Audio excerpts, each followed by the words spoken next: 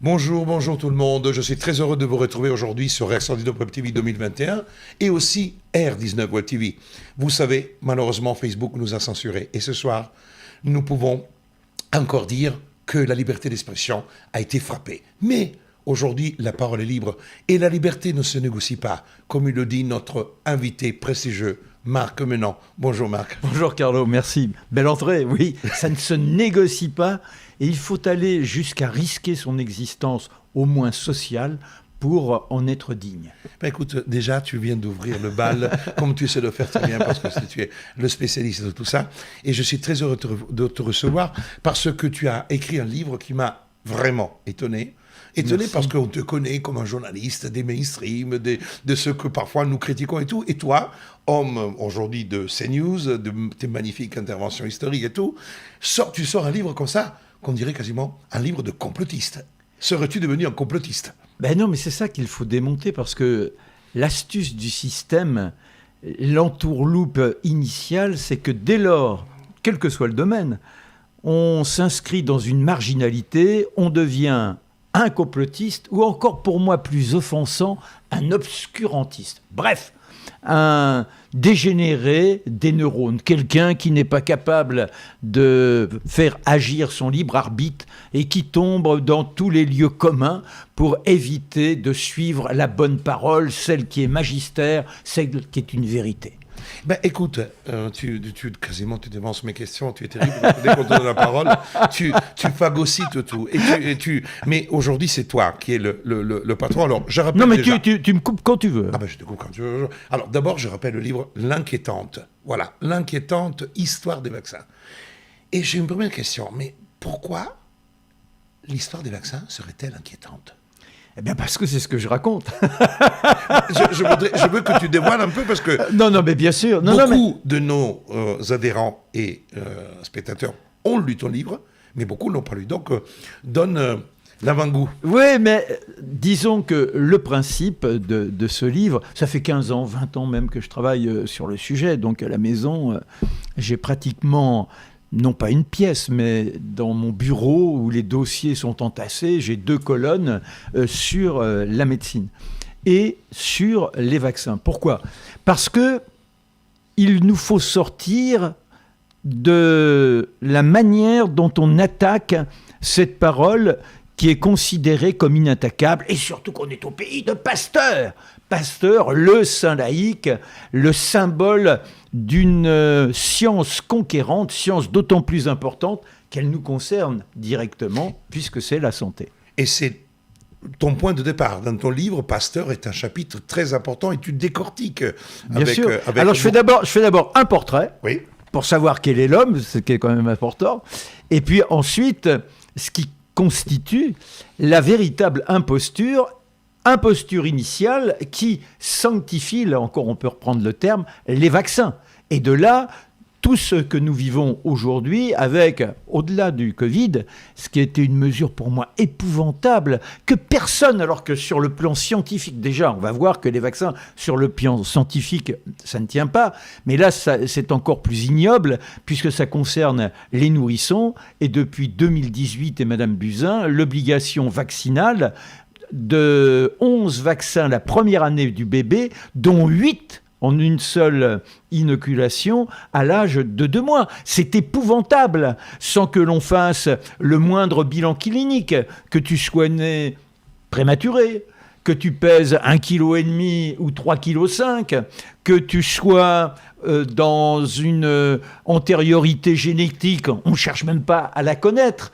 Il n'y a pas le moindre bilan initial d'établi et on a un acte médical, ce qui est contraire même à la convention telle qu'elle est érigée en principe fondamental quand on fait ses études de médecine. Bref, on te seringue et il n'y a rien à dire. Alors ça déjà, c'est monstrueux en soi et il n'y a pas la moindre pharmacovigilance par rapport à ça.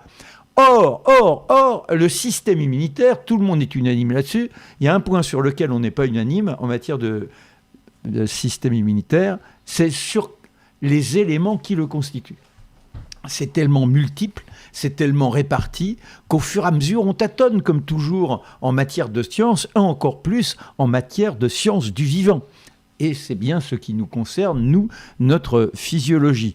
Alors, il y a encore 15 ans, on ne t'aurait pas dit que le microbiote, on ne savait même pas que ça existait, ou disons certains fantaisistes faisaient allusion à ces éléments qui sont en nous, qui sont beaucoup plus nombreux que nos propres cellules. Mais depuis 15 ans, on a pris cela véritablement au sérieux, et aujourd'hui, il y a toute une théorie sur le microbiote. Et on sait qu'il participe de façon extrêmement importante dans les répliques de notre système immunitaire. C'est quand même fascinant. Il y a 15 ans, ça n'existait pas. Et les vaccins... Et tu le rappelles dans ton livre. Mais en effet, je voudrais dire que ton livre, le titre me paraît un peu réducteur. Oui, Il est. Ah, bah donc je me suis pas trompé. Je le trouve un peu réducteur parce que tu traites le livre en deux parties. Deux parties. Une, c'est tu fais vraiment l'analyse...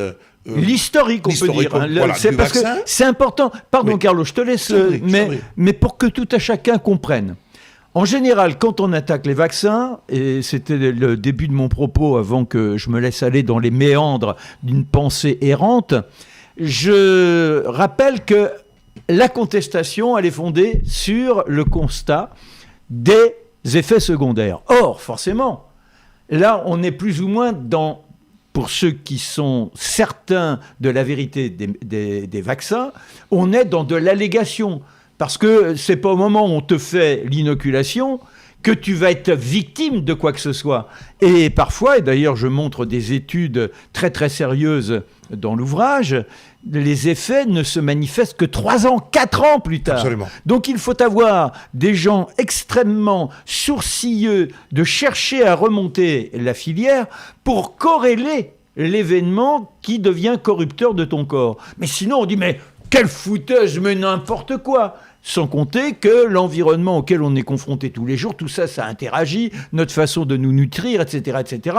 Alors faire remonter un seul élément est pratiquement impossible. C'est pour ça que je suis sorti de ça. Et je me suis dit, la chance, c'est qu'au départ, et on va revenir à Pasteur tout à l'heure, c'est que je suis tombé sur les carnets de Pasteur et également les écrits d'Émile Roux, son principal collaborateur. Et de là, je suis allé jusqu'à Adrien Loire, son gendre, qui était aussi son collaborateur. Donc, ce qui m'a paru fondamental, baignant dans l'histoire au quotidien, c'était d'essayer de savoir ce qui pouvait justifier cette image mythologique, on peut le dire, de l'efficacité des vaccins. C'est indubitable, on ne peut pas la discuter, sinon donc on est obscurantiste ou complotiste. Alors il fallait aller faire ce détour par le cheminement de l'humanité. Depuis quand a-t-on repéré des épidémies ? Est-ce qu'elles ont emporté une partie de ceux qui étaient alors présents sur la Terre ? Comment, dans quelles circonstances ces premiers éléments touchés ont été repérés, etc., etc. Et forcément, l'image la plus emblématique, en l'occurrence, c'est celle de la peste. Bien sûr. Tu en fais un chapitre. D'ailleurs, je dirais une chose. Moi, je me suis sourcé à la lecture de ton livre parce que j'ai eu l'occasion de lire beaucoup de livres par rapport à des verticalisations. Alors que là, tu arrives avec une synthèse remarquable à nous faire traverser l'histoire de l'humanité, quasiment l'histoire médicale de l'humanité. Oui. Et je pensais aussi à Manzoni, à I Promessi Sposi, la peste à Milan. Donc tu m'as fait revenir même dans mon pays. Donc pour dire que l'Italie et la France sont toujours très proches. Et je te remercie. Mais pour revenir sur la question des deux parties, quand tu parles de vaccins dans ta première partie, après, tu glisses dans une deuxième partie sur la médecine. Et tu parlais tout à l'heure de l'acte médical. Est-ce que tu pars du vaccin parce que ça permet peut-être de remettre en cause un peu ce rôle aujourd'hui du médecin et de glisser vers une sorte de pharmacologie de individualité ? D'être sous la gouvernance des molécules. Alors pourquoi cette filiation, je dirais ? Bien tout simplement parce que à partir de la rage de Pasteur, que l'on développera tout à l'heure, qu'est-ce qui se décline ? C'est l'idée que nous sommes environnés d'ennemis, qu'il y a là des éléments dans l'indicible qui sont infiniment petits, à l'époque on appelait ça les animoncules, qui nous infiltrent et qui cherchent à nous détruire. C'est-à-dire que on n'est vraiment pas sur le paradis sur Terre, mais c'est l'enfer, avec une multitude d'éléments qui n'ont qu'une obsession, nous infiltrer. Alors déjà, on peut se dire que soit on est croyant, pourquoi Dieu aurait créé ce type d'éléments destructeurs, soit on croit à la théorie extrêmement réduite de Darwin, ou de cette vision telle qu'elle nous vient dans les sciences rationnelles, c'est l'évolution qui sélectionne. Comment l'évolution aurait fait la folie d'engendrer d'abord des éléments qui allaient être potentiellement les destructeurs des espèces qu'elle ferait apparaître. Il y a déjà quelque chose de complètement fou. Oublions ça, c'est des petits amusements de soliloque que l'on a au moment où on a la plume un peu fainéante. Mais revenons donc à cet ennemi. L'ennemi, donc les microbes. Et après, de la même façon, on te dit, et ça c'est quelque chose qui m'offusque, tous les ans, 1er janvier, bonne année, bonne santé. Et surtout, une bonne santé. C'est-à-dire que la santé ne t'est pas acquise. La santé, c'est un miracle. Alors là, on rejoint Molière, on rejoint Knock. C'est-à-dire que tu es condamné à être dans la terreur, la gaieté. Est-ce que quand je me manifeste, j'ai même pas besoin de bouger, clac, ça me tombe dessus. On l'a vécu avec la Covid, c'était exactement bien ça. Sûr, bien sûr. On reste tous enfermés, tu sors pendant 1 heure, parce que pendant 1 heure, la Covid, là, elle te chope pas. Voilà. Elle est, pour chacun de nous, une sorte de heure de pause, comme la liberté surveillée quand tu sors pendant 1 heure, que tu es pendant 23 heures enfermé dans ta cellule. Et là, la Covid, comme par hasard, là, elle te frotte pas, elle te chope pas. Elle te laisse 1 heure de liberté. Mais déjà, elle est d'une grande délicatesse. Ah oui. Car le cancer, non. Tu peux rester couché, il tombe dessus. Et tu n'es pas responsable de quoi que ce soit. On peut regarder les statistiques, pourtant, le cancer, c'est avant tout pour les fumeurs ou ceux qui sont dans un environnement de fumeurs ou qui respirent des effluves délétères liés à des comportements industriels, etc. L'alcool. Et puis après, nos façons de nous nutrir. Tout cela, c'est reconnu par la faculté. Et pour autant, on nous dit, attention, vous risquez d'avoir le cancer. Donc, pourquoi il était indispensable de remettre tout ça en perspective ? Car, pour épouser ton propos sur notre obsession de liberté, qu'est-ce qu'un homme sans liberté ? C'est quand même ça, là.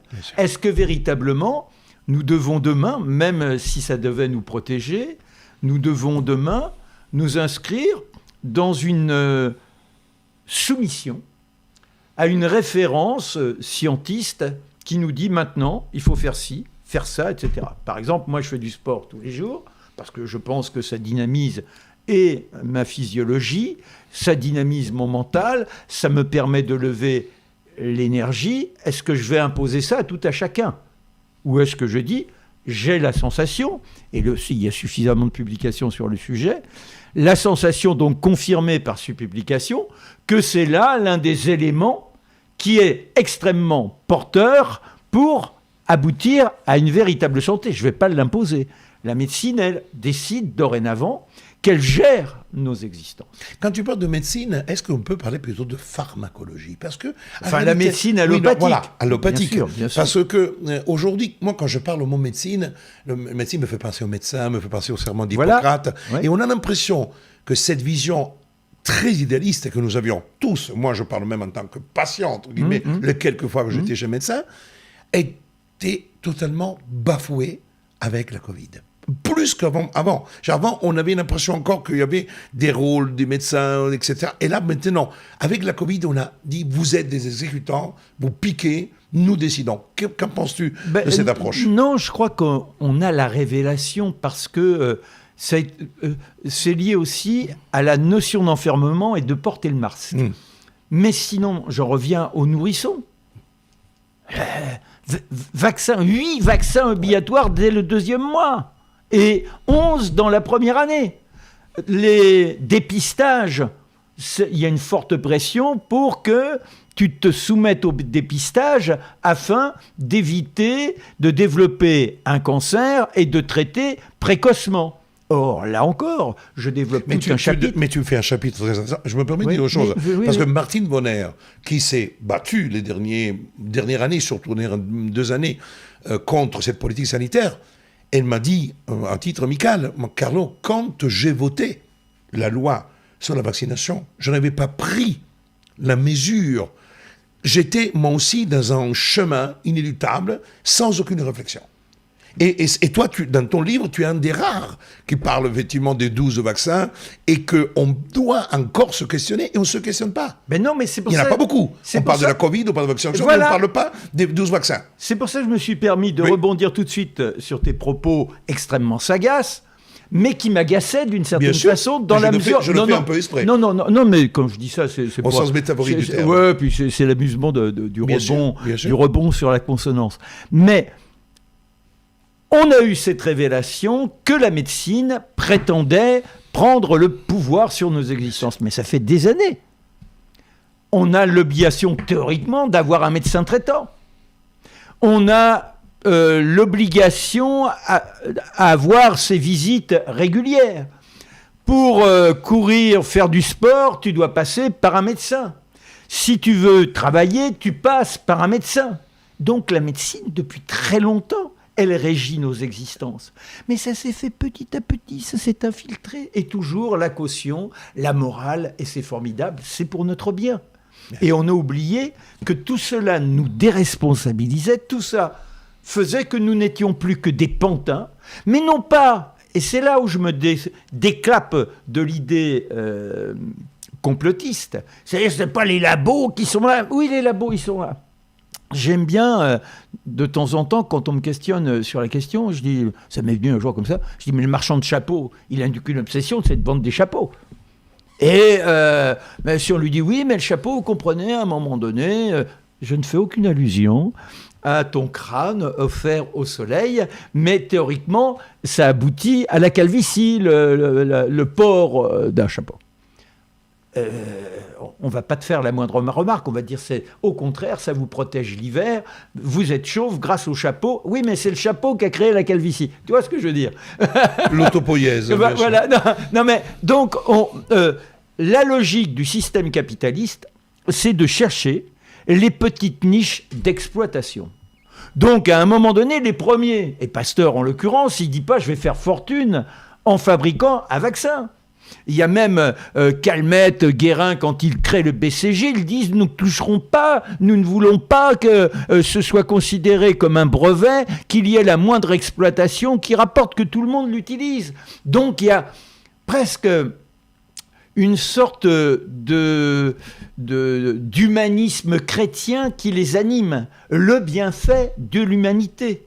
Alors ça, c'est important, parce que si l'on considère, si on accuse uniquement les laboratoires, on a des gros salopards qui sont une dizaine dans une pièce ou une quinzaine, qui voient les gros bénéfices, qui demandent à des chercheurs qui ont été formés... Je pose très bien dans ton ouvrage. Voilà, qui ont été formés à la faculté, que ce soit la faculté de biologie, que ce soit à la faculté de médecine, etc., etc.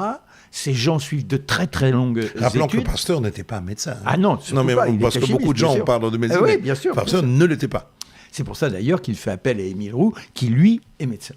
Et donc, dans ces logiques-là, nous avons une facilité, c'est d'accuser les laboratoires qui ne peuvent, même s'ils avaient cette intention malhonnête, il leur faut manipuler des gens qui ont une formation médicale. Et si je te dis, faites-moi un poison, tu te fais pas 8 ans, 9 ans d'études pour dire un jour, je fabriquerai des poisons. Dans un premier temps, il y a obligatoirement derrière tout cela une belle âme. Marc, ce que les gens disent traité parfois de complotiste, c'est un renversement. C'est-à-dire qu'en réalité, aujourd'hui, la puissance financière des labos, avec leur connexion dans le monde de la finance, arrivent, eux, à imposer une forme de, je dirais, religion médicale par rapport à telle ou telle situation. C'est-à-dire que Une chose, la politique va faire appel à des médecins, à des labos pour pouvoir sauver son peuple, et autre chose, je vais construire moi-même une opération, et c'est là qu'est tout le problème. Mais je ne dis pas, dans ton livre, tu n'exposes pas dans cette terme-là. Non, mais c'est parce là qu'est le glissement. Alors c'est là où je dis, c'est pas ça. Moi je dis, il y a une erreur initiale qui est fondamentale, qui est un principe. Ce que tu exposes sur la question du vaccin et la vaccination. C'est le postulat de départ. C'est là que peut-être...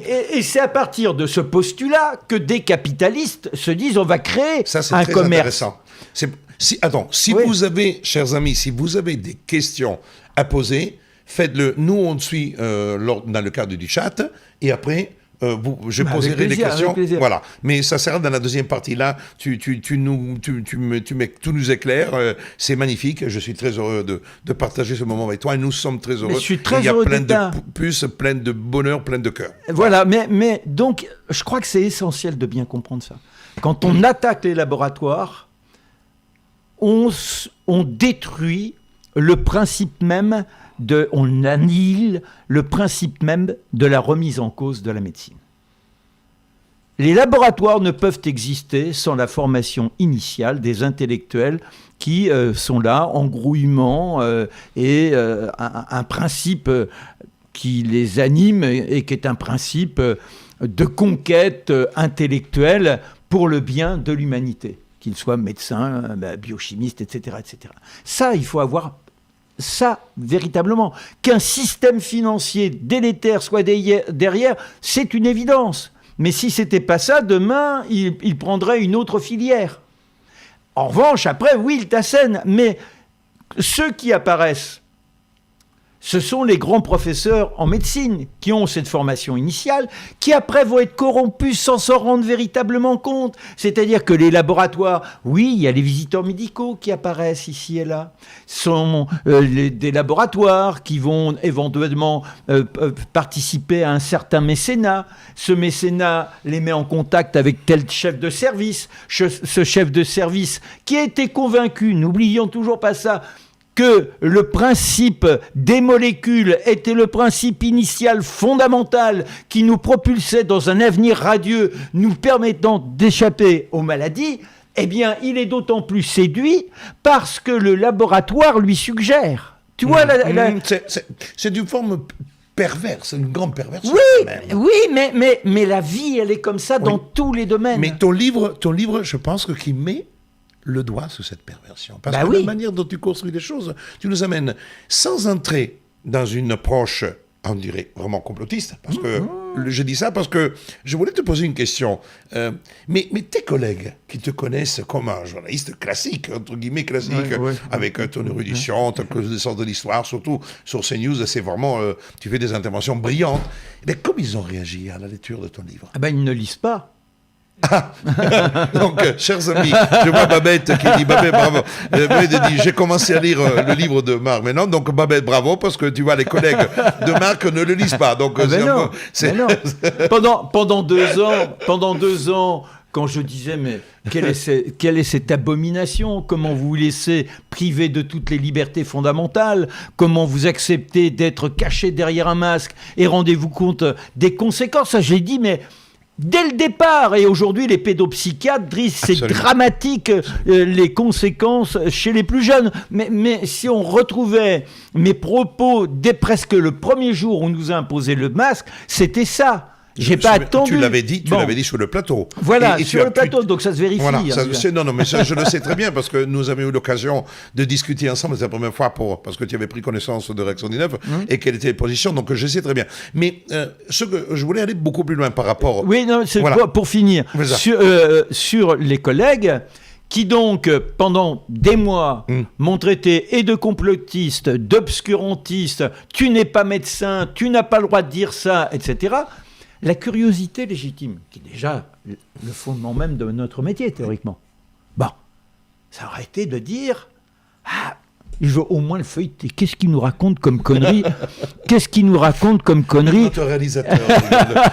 C'est bien parce que c'est bien aussi qu'ils doivent rire même derrière parce que c'est tellement marrant. Je veux dire, c'est la curiosité, c'est le minimum. Le minimum. Et alors, ce demeuré vieux gaga, il est tombé dans la sénilité, pourtant on le laisse à l'antenne.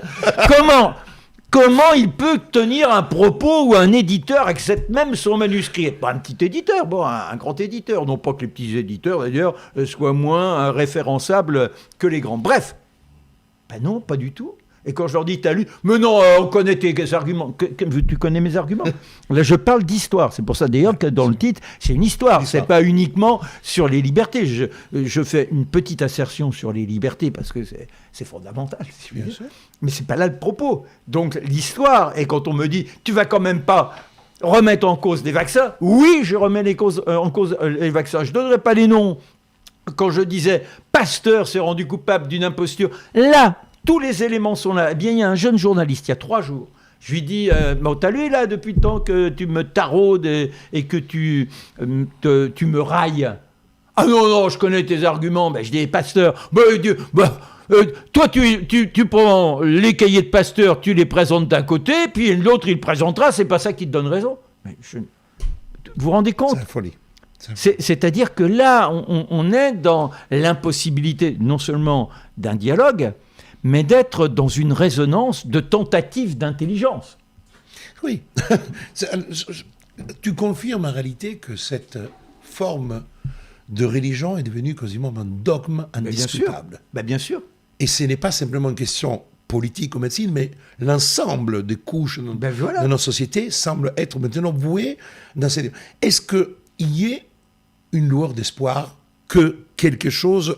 Après les révélations que nous sommes en train d'avoir là par rapport à la Covid, Delfrécy qui dit que les vaccins ne sont pas des vaccins, ils ne protègent pas, et mon corps sous France Inter, avec Salamé, il affirme d'une manière très très forte, en disant non, je sais que le public va être étonné, ça ne protège pas, on pensait que... Oui, mais est-ce que tu penses qu'il peut y avoir aujourd'hui une prise de conscience se disant, posons-nous la question?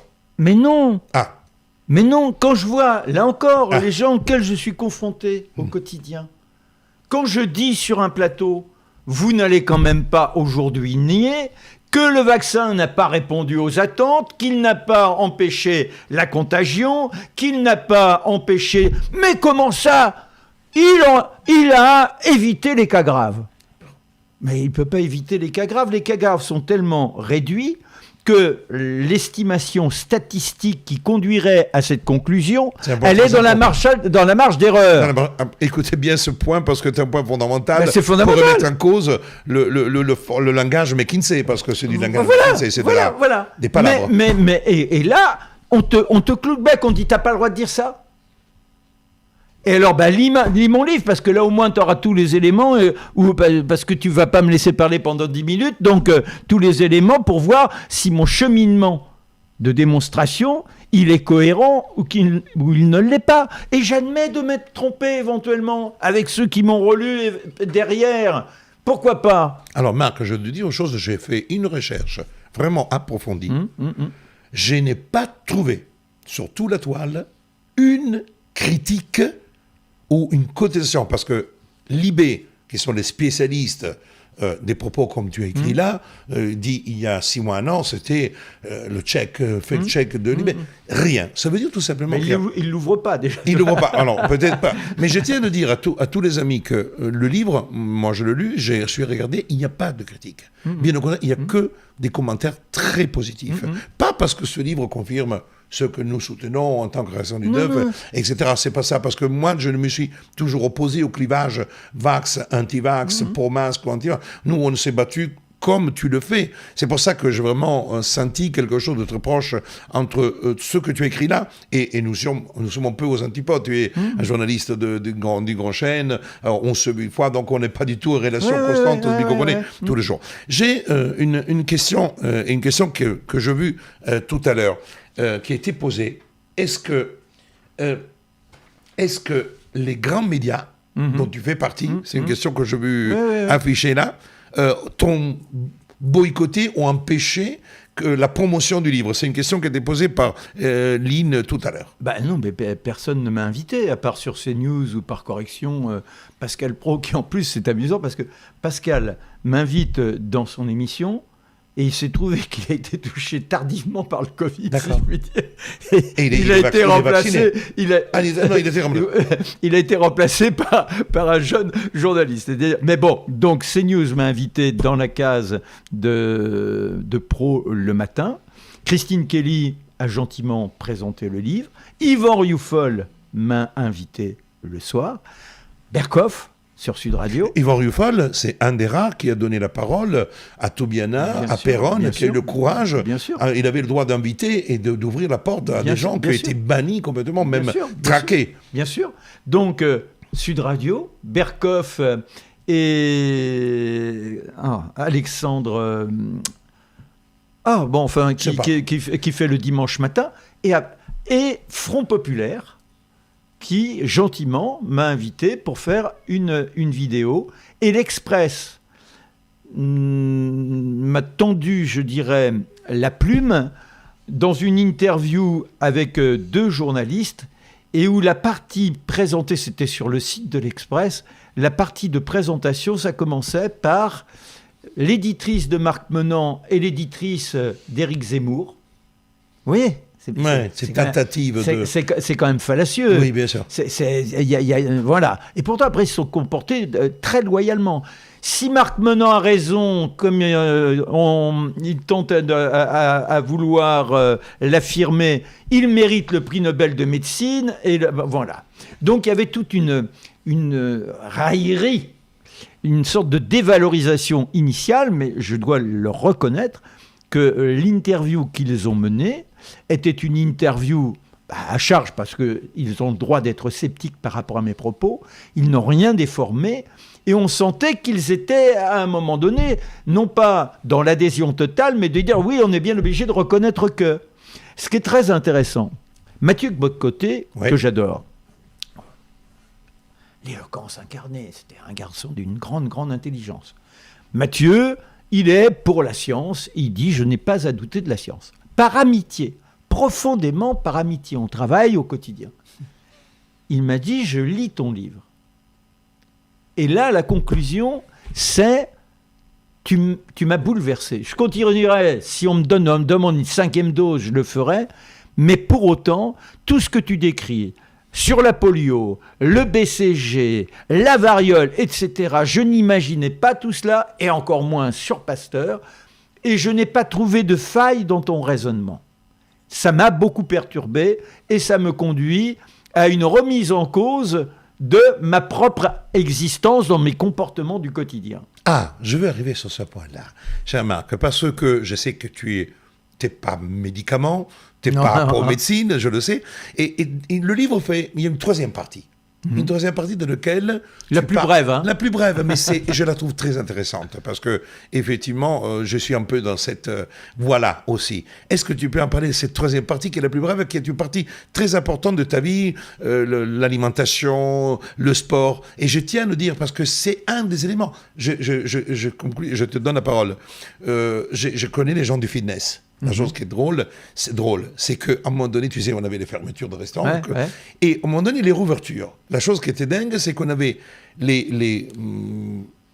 j'allais dire un terme un peu vulgaire, mais les clubs d'échangistes ont été rouverts en 2020, c'était au mois d'avril, et les clubs fitness étaient fermés. Ce qui prouve que la sexualité est un sport. Peut-être. Et d'ailleurs, je m'en amuse parce qu'à un moment donné, ça fait partie. C'est pour ça que je je trouve que ça c'est lié. Et c'est pour ça que c'est intéressant, parce que nous interdire de faire du sport, qui est le générateur de la santé, et de dire restez chez vous, mangez, buvez, picolez, regardez BFM, et puis comme ça vous allez très bien. Et d'ailleurs, on a des situations qui sont purement catastrophiques. Une augmentation de l'obésité, tentative de suicide, etc. Alors, je reste 2 secondes sur quand même cette société extrêmement puritaine où il est difficile de parler de sexe, autre paradoxe, les parents ont du mal à susurrer, tu sais, quand tu seras grand, machin. Mais en revanche, aujourd'hui, un gamin, on lui raconte par voie soit d'internet, soit de cours de récréation, et aujourd'hui, les gamins en sont à s'interroger sur est-ce que je suis une fille ou un garçon, le transgenre. Et dans cette émission d'épouvante qui est quotidien, je dis d'épouvante parce que je trouve ça immonde, on reçoit une maman avec un garçon de 9 ans qui dit « moi je me sens une fille », c'est-à-dire que ce gamin, on le médiatise à 9 ans. Et à côté de ça, on s'offusque de je ne sais trop quel traitement réservé aux enfants. Mais là, on est dans la torture mentale. Qu'un enfant ait des doutes, il suffit de lire Freud, ça ne surprendra personne. Qu'on le reçoive à la télévision sur une émission de grande écoute pour dire bah moi je me sens une fille et puis il faut m'aider à devenir une fille, la mère qui dise mais oui tu seras une fille et qu'il est applaudi, mais c'est un crime, et qu'on m'attaque devant un tribunal pour tenir ses propos. Oui, c'est un crime. Oui, c'est dégueulasse. Oui, c'est immonde. Je respecte les enfants. Quelqu'un qui aura un geste déplacé par rapport à un enfant, c'est de la pédophilie. C'est quoi, officiellement, devant 2 millions de personnes, de dire, voilà, eh bien, moi, je me sens une fille. Si cet enfant est dans la douleur, que ses parents fassent attention à lui, c'est très, très bien. Mais c'est pas une scène. On a vu quand même l'éloge de la différence. Voilà, non, mais donc j'en reviens à cette différence. Oui. On en est là, et à côté de ça, parler de la sexualité, ah non, surtout pas.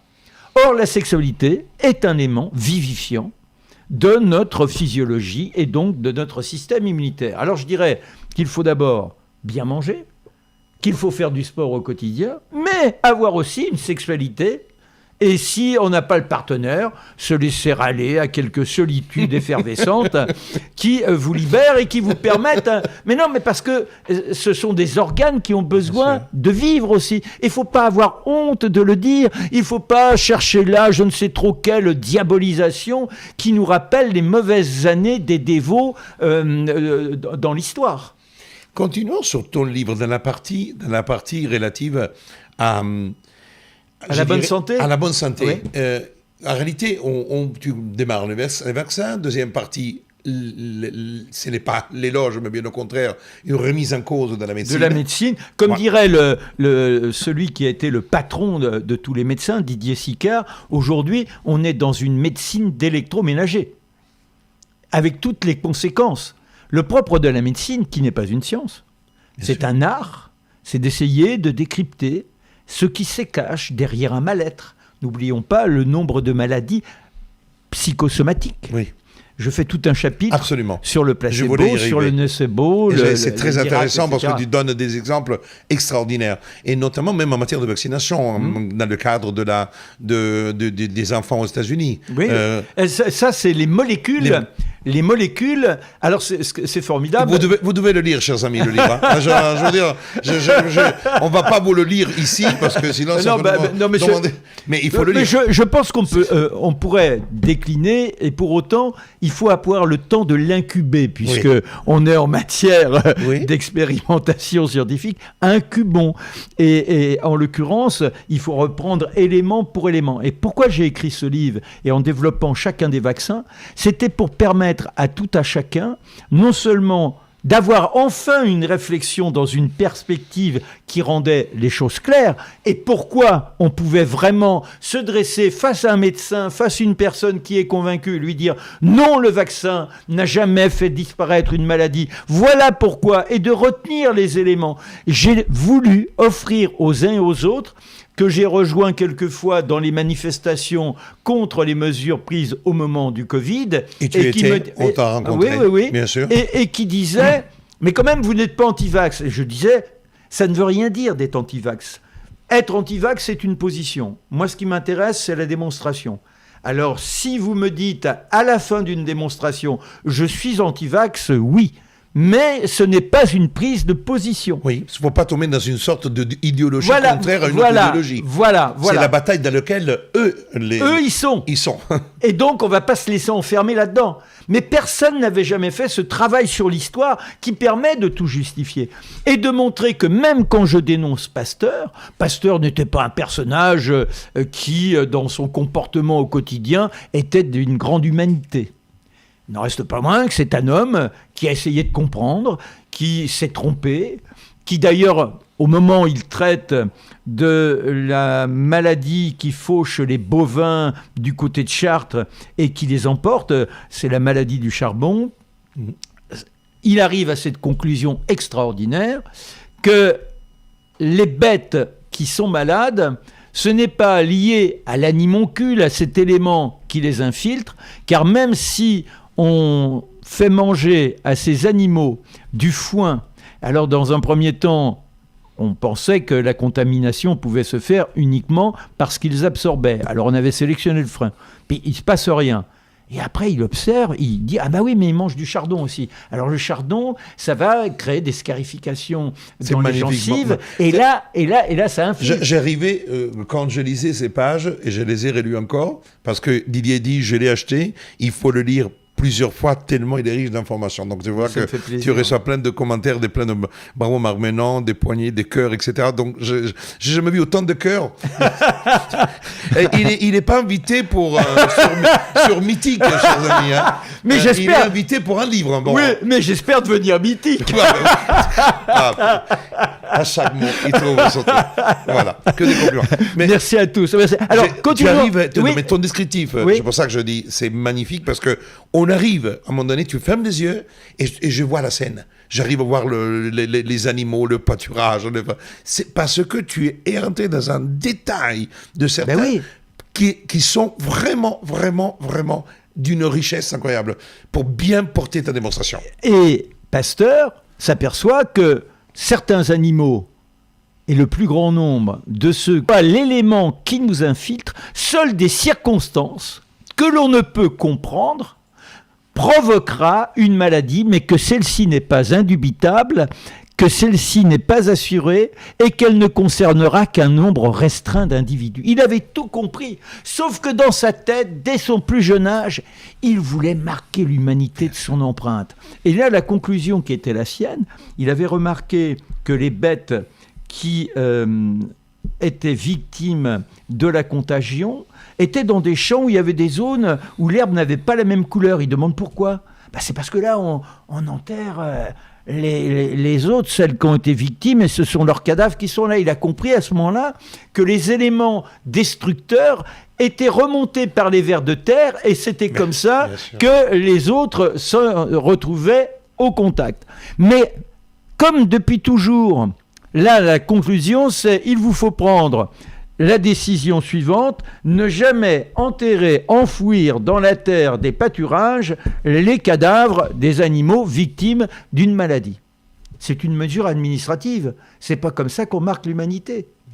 Et dans sa tête, comme il y avait eu tout le cheminement sur la variole qui commence dès 1200-1300 avec les Chinois, pas 1200-1300 d'aujourd'hui, 1200-1300 ans avant notre époque. Et carrément, on prend le pus chez les Chinois, chez les malades, et on l'inocule aux bien portants. C'est-à-dire qu'on leur transmet la maladie. On lit des pages qui sont parfois assez dégoûtantes. Oui. Je le dis à tout le monde. Hein. Et donc, Pasteur, comme il a la volonté de marquer de son empreinte, en ayant une démarche scientifique, de marquer la science, il va s'auto-persuader qu'il faut mettre au point un vaccin. Et c'est là où il arrivera à un échec. C'est pas lui qui organise l'imposture, parce qu'à ce moment-là, il a été victime d'une attaque et il se repose en Italie. Et ce sont ses collaborateurs, car l'un des responsables de la faculté, qui est le professeur Brouardel, demande à Roux, Émile Roux, qui est le principal collaborateur de Pasteur, mais alors, on se serait trompé. Et Roux dit non, je pense qu'on traite alors que la méthode n'est pas au point, mais je crois que c'est vraiment l'avenir. Et Brouardel dit alors, il nous faut mentir Parce que sinon, c'est 50 ans de recherche de la science qui s'effondrent. J'ai une question.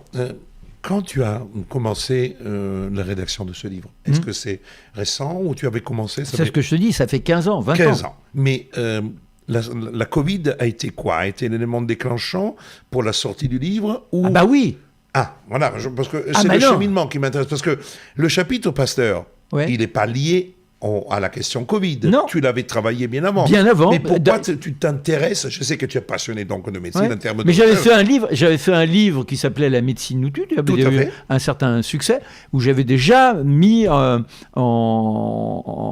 page, si je puis dire, l'histoire de Pasteur. Tu n'étais pas été si loin parce que je l'ai vu l'ouvrage. Oui, oui. Tu avais quand même mis déjà en exergue des éléments de contradiction. Oui, voilà. Mais là, je n'avais pas traité tous les vaccins en tant que tels et ça me gênait. Ben, c'était une sorte de frustration en disant mais pourquoi j'ai pas été faire ce travail? La base, elle est là. Alors il y a comme ça des petites choses qui te râpent l'âme au quotidien, tu vois, le petit regret qui te rend presque chafouin le matin avant la gymnastique. La gymnastique, ça élimine tout. Et donc, là, confronté à ce qui se passait, je me suis souvenu des premiers éléments que j'avais colligés et qui m'avaient marqué au moment du H1N1, où Derennes et Vicaire, Derennes, le professeur Derennes et le professeur pas Vicaire, j'ai oublié, mais ça se termine en R, ont écrit un livre, La pandémie, il prédisait 500 000 morts. Alors on a pris toutes les mesures, Bachelot, la grande ministre de toutes les ministres, on n'a jamais vu plus pingouin dans toutes les mesures on a pu la voir d'abord donc à la médecine, on a pu la voir au sport, et là on l'a vu à la culture. C'est incroyable que des gens comme ça puissent être là, ça pose des questions. Bref, oublions ça. Toujours est-il qu'elle avait acheté du Tamiflu, tout ça, ça a été perdu, et il n'y a pas eu d'épidémie. Mais ça montre que depuis longtemps déjà, on était dans ces logiques. Et quand je traite la polio... Oui. La polio, c'est le premier foyer, c'est en 1915 à Brooklyn. Quartier particulièrement démuni, des Italiens. Absolument. Qui n'ont pas... À qui on avait imputé d'ailleurs d'être les porteurs. Complètement. Absolument. Parce que ça commence dans leur quartier. Et c'est salopard d'étrangers. On retrouve les mêmes... mais c'est extraordinaire. Les mêmes débats. Et là, c'était les Italiens. Voilà. Et on prend toutes les mesures identiques à celles qui ont été portées là. Au confinement, machin, etc. Et ça n'empêche rien.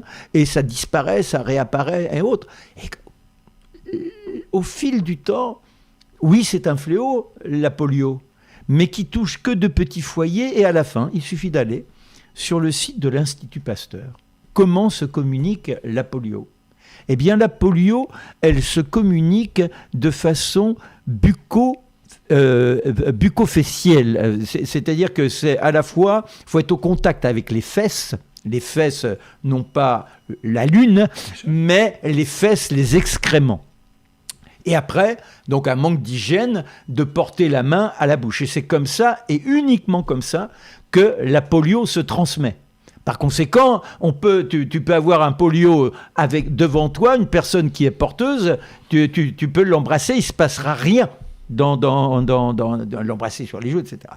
Donc, il fallait reprendre tous ces éléments et montrer comment, non pas on nous avait uniquement manipulés avec la volonté d'eux, mais on avait voulu s'accrocher à cet espoir délirant que l'homme pouvait être le maître de la nature grâce à ses inventions, qu'il avait compris tous les principes d'ordonnancement de la vie dans toutes ses interactions sur Terre, animaux, nature, etc., etc.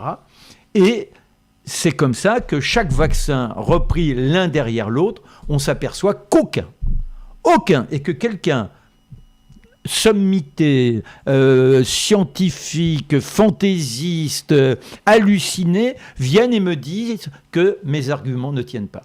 la démonstration que tes arguments remettent en cause aussi ce que le professeur Raoult, qui est une star dans l'époque, et l'est encore toujours en faisant il n'en est pas moins que lui, il a dit « Ah, c'est grâce au vaccin que... Moi, je ne suis pas un anti-vax. » Il dit « Mais c'est grâce au vaccin que la variole... » Alors que quand on lit le chapitre, ton chapitre, je crois que ta démonstration est infaillible. Quand on prend, tu parles même des choses que les gens... sont évidentes, mais qui sont importantes à rappeler. Les gens qui travaillent 14 heures par jour, les enfants... Alors ça, c'est important. C'est un chapitre important. Voilà, c'est important parce que la grande manipulation, mais là encore, qui est une manipulation induite, qui naît comme ça, qui vient, qui nous infiltre. Que nous dit-on ? On n'a jamais vécu aussi vieux. Et ça justifie la médecine. Sans la médecine, on n'en serait pas là. Eh bien, c'est là qu'il faut reprendre les conditions de vie. Quand je fais le chapitre sur la peste, pourquoi la peste se répand ?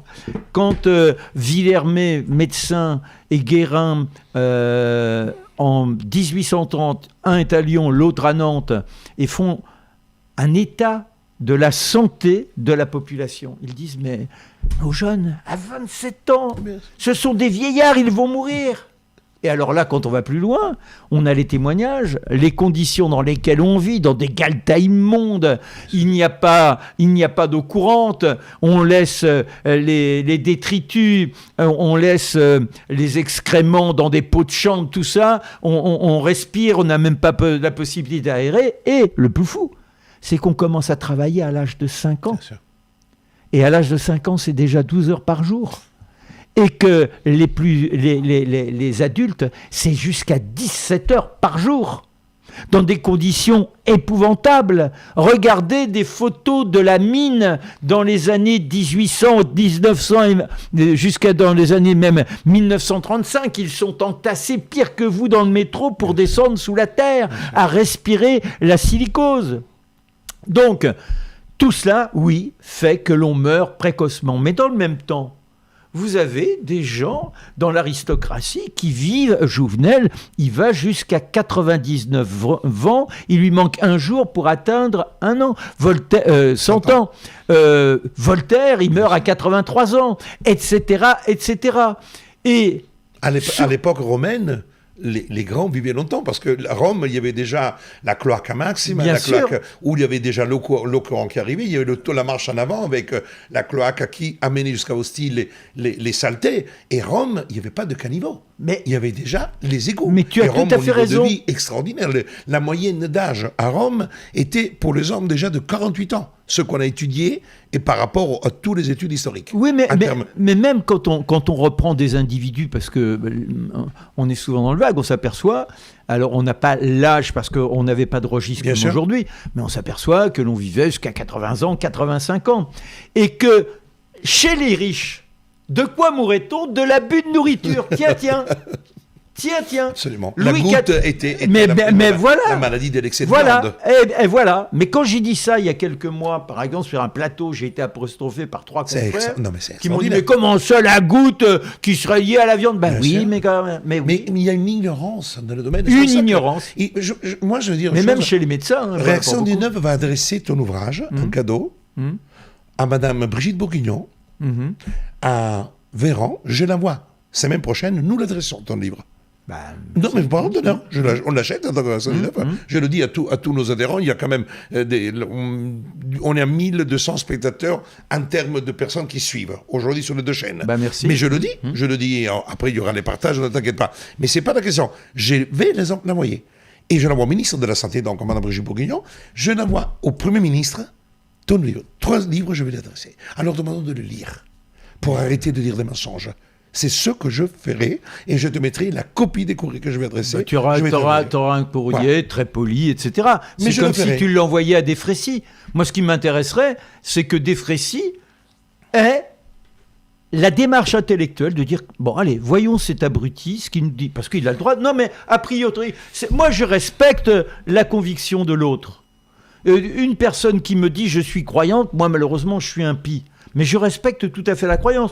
Je remets volontiers la religion en question. Parce que les religions, ce sont elles qui se sont accaparées quelque chose qui se trame dans le plus intime de nous et qui est pour certains vitale, et on n'a pas le droit de contester cette accroche à une transcendance. Bien sûr. Mais après, on peut faire remarquer que les religions, à partir de cet élément essentiel apparemment pour beaucoup, ont créé des règles et institué des dogmes extrêmement pénalisants qui font que le croyant n'est plus dans la sincérité de la foi, mais il entre dans une foi superstitieuse dont il ne peut plus se sortir, car seule la religion lui permet d'être au contact de la transcendance. C'est exactement la même chose avec la médecine d'aujourd'hui, qui est devenue la religion scientiste et où on interdit de vivre selon les préventions. On en revient à ce que tu disais tout à l'heure.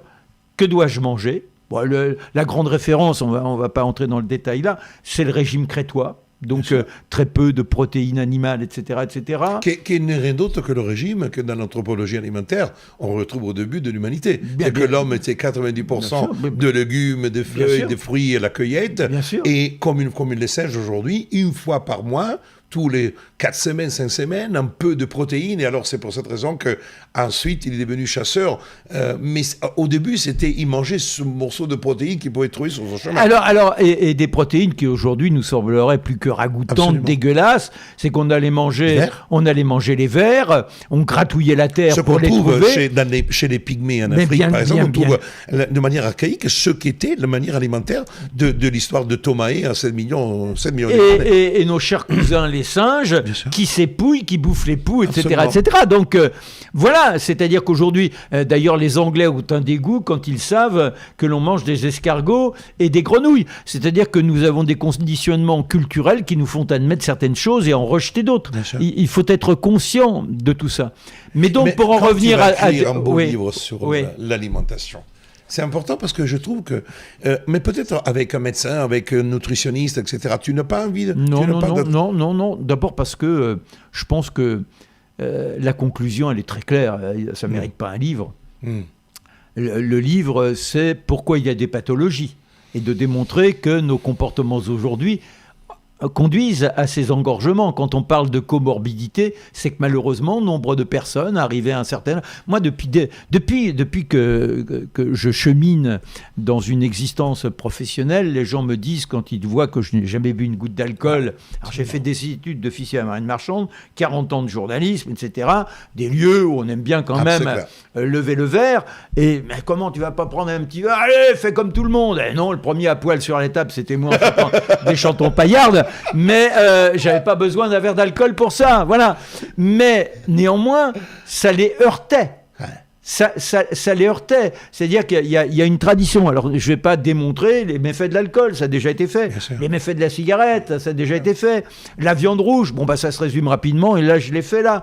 Les produits laitiers, je montre comment ils sont toxiques. Et là encore, c'est pas moi je n'invente rien. Je fais qu'à les butiner ici et là, et ensuite colliger les éléments qui sont indiscutables.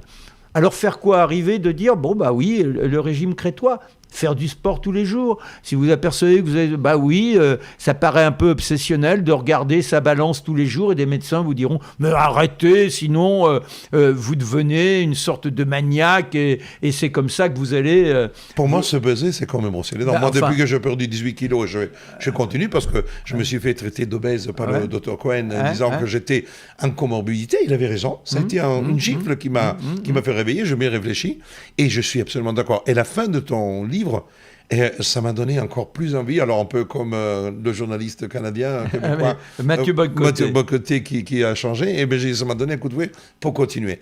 Écoute, j'avais promis à TMPX, qui est notre patron à tous, notre Dieu, cher extraordinaire, qu'on n'allait pas dépasser 1 heure. Je veux te donner, comme Bocoté, il a carte blanche, tu as carte blanche pendant 1 minute, la caméra est là, pour dire ce que tu as envie de dire aux gens. Et il y en a beaucoup. Alors, des compliments, il y en a des tonnes. Je ne vais pas faire 50 000 louanges. Je me dis merci pour votre franchise, Marc Menon, et votre courage. Merci, Marc. Au respect, c'est Christine, Paul, François. C'est merveilleux. Et c'est que des choses. Voilà. Donc, carte blanche. Mais il n'y a pas de courage. Il n'y a aucun courage. Il y a le désir de vivre. Et je crois que c'est ça. Si vous avez des enfants, qu'il faut leur instiller. Dire la vie, elle est extraordinaire, elle est belle. Et c'est pas spécialement parce que vous allez pouvoir acheter quelque chose. Non, il faut s'inscrire dans un principe du merveilleux. Regardez le matin, le soleil qui se lève, le nuage qui obscurcit votre horizon, entendre le petit oiseau venir vous réveiller en ayant ces notes ô combien guillerettes. Ne pas trop se révolter contre le salopard de moustique qui vous tire nicote autour des oreilles et qui est insupportable. La mouche, la même chose. Et chercher chaque seconde comment on peut entrer en passion, en dépassement de soi. Ne pas se laisser laminer par la fainéantise. Je crois que le diable, en tant que tel, n'existe pas. Le diable, il est niché en nous. C'est lui qui vous dit « Ah, allez, aujourd'hui, tu t'accordes... » Non, on ne s'accorde rien. Vis-à-vis de soi, il y a une exigence. Et c'est comme ça qu'on est dans l'amplitude. Et à la fin, eh bien, à la dernière seconde, si on a le temps d'une lucidité, se dire « Tout ce dont j'avais été pourvu, je lui ai permis de se révéler et donc de m'animer. » Merci Marc, c'est émouvant. Je te remercie beaucoup. Merci à toi, merci à vous. Je suis vraiment très heureux. Merci à vous, parce que c'est bien de savoir comme ça que dans la marge, on peut se retrouver, on ne se voit pas, mais la contagion, il n'y a pas besoin de se voir. Regarde les cœurs en direct. Voilà. Merci beaucoup. Tout est dit. Merci tout est dit beaucoup. Là, pour dire que tu es un homme de télévision, mais parfois la télévision, alors que les chaînes YouTube de la télévision, il y a cette proximité parce qu'il y a la réaction immédiate. Bien sûr, bien sûr. On n'a pas. Merci encore. Écoute, Marc, la table est ouverte. Oui. Quand tu veux venir débattre, et s'il y a des personnes qui ont envie de débattre, on le trouvera. Avec plaisir. Tu es le studio pour toi. Merci. Chers amis, merci beaucoup. Merci beaucoup à tout le monde d'avoir suivi ce direct qui a été magistralement organisé par TMPX et je le remercie de tout mon cœur parce qu'on a aménagé le studio, on a déménagé, aménagé pour que ce direct se fasse et il y en aura d'autres. Nous allons continuer, Réaction 19 continue à se battre et je voulais vous dire autre chose. Ce ne sont pas des bagues maçonniques. Ce sont des bagues achetées à Naples. Et ce sont des bagues indiennes et sri-lankaises. Alors ne vous inquiétez pas, ce ne sont pas des bagues maçonniques. Mais bon, à chacun de penser cet homme-là est libre. Absolument. Merci encore, je vous souhaite un très bon week-end et rendez-vous mardi prochain pour le direct classique de Réaction 19 pour parler de santé, pour parler de médecine, pour parler de liberté et voir le scrutin du premier tour des législatives. Merci Marc encore. Merci Carlo. Et à bientôt les amis. Je vous embrasse et portez-vous.